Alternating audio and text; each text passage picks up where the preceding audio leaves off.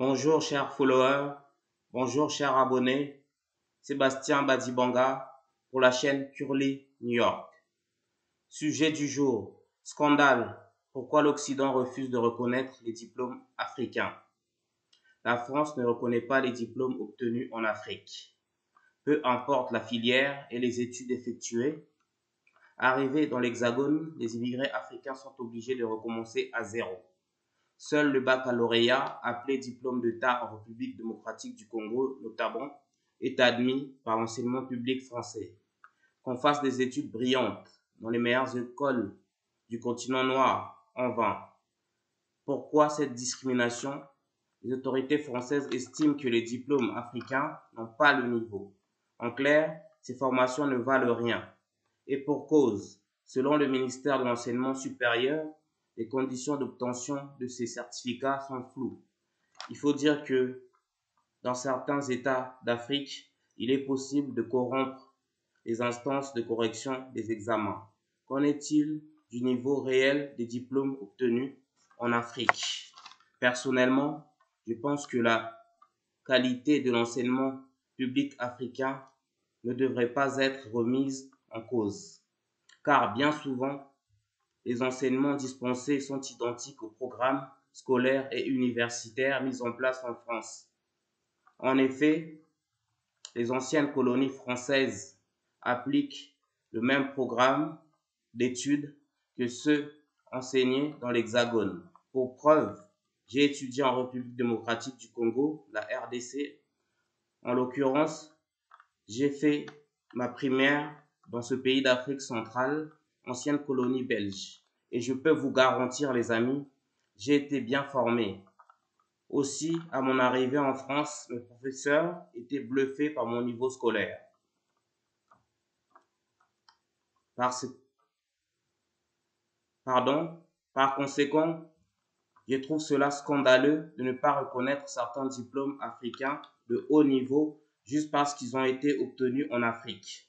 Certes, les médecins africains, par exemple, qui viennent exercer leur métier en France, peuvent obtenir une équivalence, mais ils sont néanmoins moins bien payés que leurs collègues français. Cette discrimination doit être dénoncée, mais surtout, les autorités françaises devraient harmoniser les salaires de ces médecins qui font le même travail que leurs homologues et ont les mêmes compétences. Exception quand même, la France reconnaît tout de même les diplômes africains obtenus dans des écoles, lycées et universités françaises installées en Afrique. En clair, lorsqu'un Africain obtient son baccalauréat dans le lycée français de Niamey, au Niger, il peut poursuivre ses études dans des universités françaises de l'Hexagone. Par ailleurs, les étudiants camerounais de l'École nationale supérieure polytechnique de Yaoundé, capitale politique du Cameroun, ont la possibilité de poursuivre leurs études à l'IX de Paris. Et pour cause, leurs diplômes sont prisés partout dans le monde, notamment en France, aux États-Unis et au Canada. En parlant du Canada, pays développé de l'Amérique du Nord, est une véritable terre d'asile. En effet, cet État accueille chaque année des milliers de diplômés et travailleurs étrangers, une aubaine pour les immigrés africains. Cependant, à l'instar de la France, le Canada ne reconnaît pas non plus les diplômes obtenus en Afrique. Tout à fait, les médecins africains, par exemple, doivent reprendre toutes leurs études supérieures. Ils ont seulement le droit d'exercer en tant qu'infirmiers. Pire, certains diplômés africains de médecine ne peuvent même pas exercer le métier d'infirmier.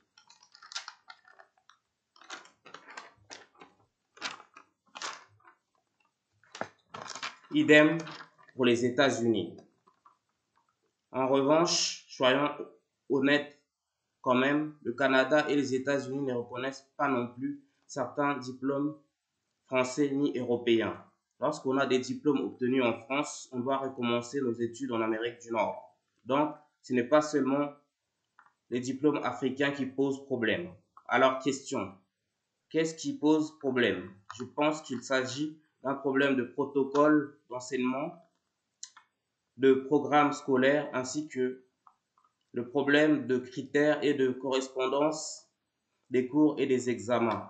Résultat, un bon nombre d'immigrés africains surdiplômés se retrouvent à exercer des small jobs, des petits métiers en français, comme chauffeur de taxi, femme de ménage, agent d'entretien ou encore agent de sécurité. Ces jobs ne sont pas assez valorisés et ne sont pas payés à leur juste valeur. D'autres se reconvertissent dans des métiers en tension, c'est-à-dire dans les secteurs d'activité qui ont du mal à recruter, puisque délaissés par les locaux, comme aide à domicile, aide-soignant, maçon et autres. D'ailleurs, le gouvernement français prépare actuellement une loi pour régulariser les sans-papiers qui occupent ces métiers dont les offres ne sont pas pourvues. Alors, quelle est la solution?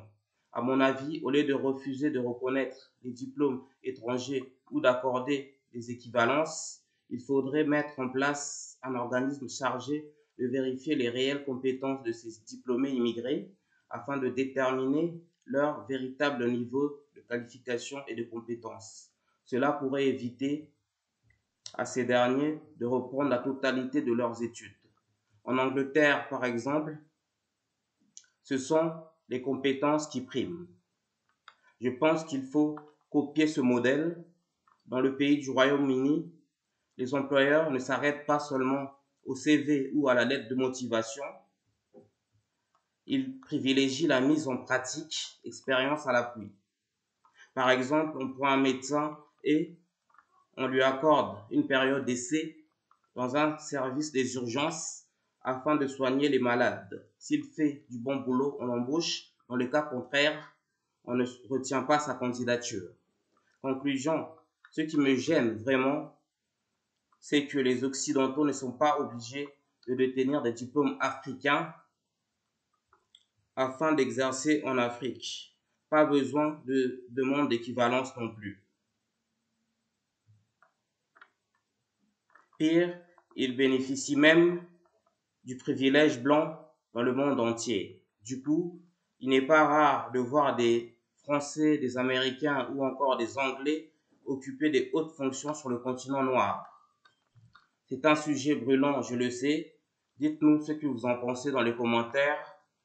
Sébastien Badibanga pour le journal Curly, New York. Merci d'être si nombreux de nous suivre. Activez la cloche de notification et abonnez-vous. À la prochaine, aux prochains épisodes de ma chaîne. Bye, ciao, au tête, XOXO, bye.